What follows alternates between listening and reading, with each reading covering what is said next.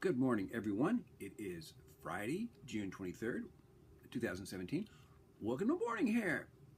Our month of Shakespeare continues, and today's Shakespeare play is one of my favorites, and it's been in the news lately. Julius Caesar. Julius Caesar, now, Shakespeare and his audience knew the story of Julius Caesar, the guy who, he was a successful general, and he wanted to be in charge of Rome, and he didn't want to have to deal with the Senate. So he sort of took it. He took it, and then a group of senators got together and decided for the good of Rome and for the good of the Senate, they would assassinate him. Now, lately there has been a production of Julius Caesar in New York City where they have the main character, Julius Caesar, dressed up as President Trump. That's not a good analogy because while they may both have their flaws, they're not the same flaws. And I think Julius Caesar, at his heart, he wanted to see what Rome could do if we could avoid the bickering and wealthy members of the Senate who were only looking out for self-interest. So I'm not sure it's a good analogy, but there you go. But my favorite lines from Julius Caesar are these. Now, I'm sure you're familiar with the story that Julius Caesar was assassinated by a group of senators.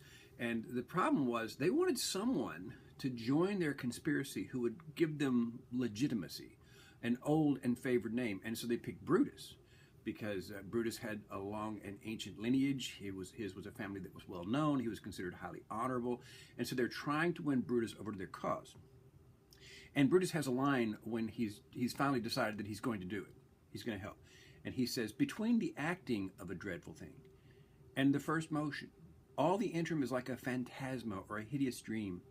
The genius and the mortal instruments are then in council, and the state of man, like to a little kingdom, suffers then the nature of an insurrection.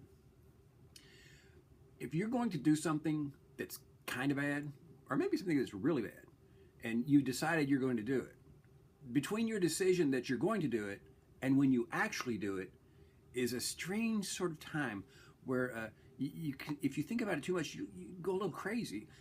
Because I haven't done it yet, but I'm going to do it. I know it's wrong, but I'm going to do it. I'm going to do it. It's wrong, but I'm going to do it.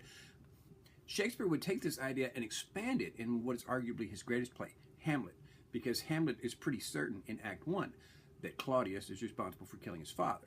And yet he doesn't get around to killing Claudius until Act 5. So the whole play is like, is the insurrection of Hamlet's mind. Did he not? Should I not? Julius Caesar, Brutus does go ahead and join the conspirators, and they are found out, and they are tracked down, and they are all killed. So, anyway, I have awoken this morning with a Brutus, and when I wake up with a Brutus, it tells me that if I'm really going to do this bad thing that I'm thinking about doing, I won't, because I'm a coward. But there's a bad thing that I've thought about doing, and I'm not going to do it. But if I did do it, I'll share it with you later on. It has to do with how we can get to a single-payer healthcare system. And suppose we were to start an insurrection where everybody in America simply stopped paying their medical bills. We just stop. Not going to get anybody from us. Not a dime. Eventually, the medical community would insist on a single-payer just so somebody would pay them. I think that's a good idea. Let's start that today.